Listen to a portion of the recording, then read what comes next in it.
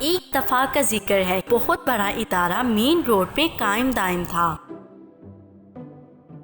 اس ادارے میں علی اور اکبر کام کرتے تھے۔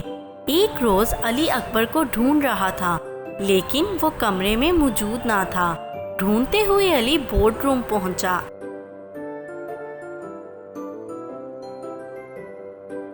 علی کی نظر اکبر پر پڑی، جو بہت خوش اور لیپ ٹاپ میں مصروف تھا۔ علی اکبر کے پاس بیٹھ گیا۔ السلام علیکم اکبر بھائی، کہاں مصروف ہیں آپ؟ وعلیکم السلام علی، اچھا ہوا تم آ گئے۔ بات کیا ہے؟ علی، تمہیں یاد ہے میرا ایک دوست تھا جس کا نام سلیم تھا، جو NGO چلاتا تھا؟ ہاں یاد آیا، وہی جو 6 مہینے پہلے چائنا چلا گیا تھا۔ ہاں بالکل وہی۔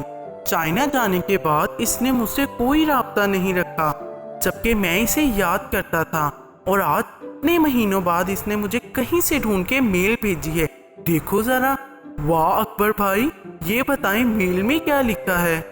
بھائی میل تو چائنیز میں ہے، لیکن اتنا کافی ہے میرے لیے کہ اس نے مجھے یاد رکھا اور میل بھیجی۔ اتنی دیر میں علی کو کال آ جاتی ہے اور وہ بورڈ روم سے باہر چلا جاتا ہے، اور اکبر دوبارہ لیپ ٹاپ میں مصروف ہو جاتا ہے۔ اگلے روز اکبر کا میٹنگ روم سے گزر ہوتا ہے، اور وہاں اچانک اسے علی مل جاتا ہے۔ اکبر بھائی کہاں جا رہے ہیں اتنی تیزی میں، اور ہاتھ میں کیا پکڑا ہے آپ؟ علی میرے دوست، یہ وہی میل ہے، میں نے اسے فریم کروا لیا ہے، یہ اب ہمیشہ میری آنکھوں کے سامنے رہے گا۔ میل میں لکھا کیا ہے یہ تو بتائیں۔ او ہاں، یہی تو مسئلہ ہے، یہ ابھی تک پتہ نہیں چلا، لیکن جو بھی لکھا ہے بہت اچھا لکھا ہے۔ تو بھائی، علی کو ٹوکتے ہوئے، ہاں چلو علی، پھر ملاقات ہو۔ اگلے روز اکبر ابھی تک آفس نہیں پہنچا تھا۔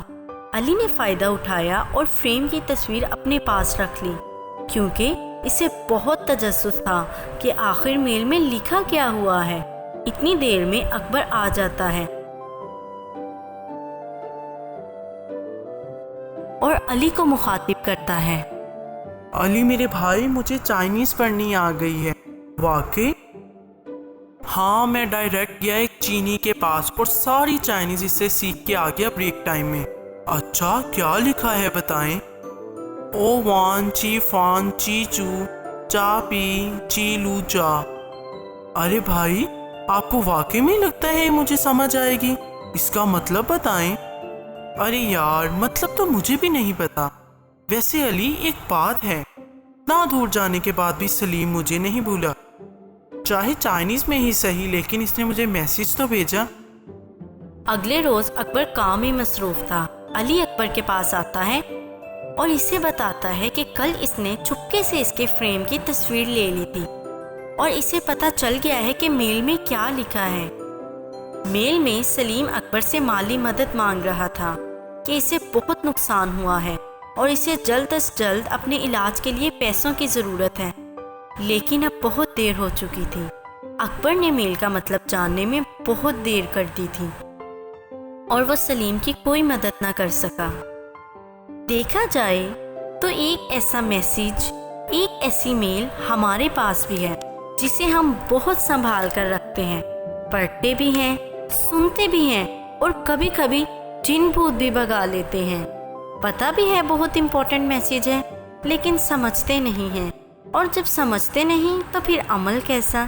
قرآن ایک عمل کی کتاب ہے، اس کو ہم سمجھیں گے نہیں تو عمل کیسا؟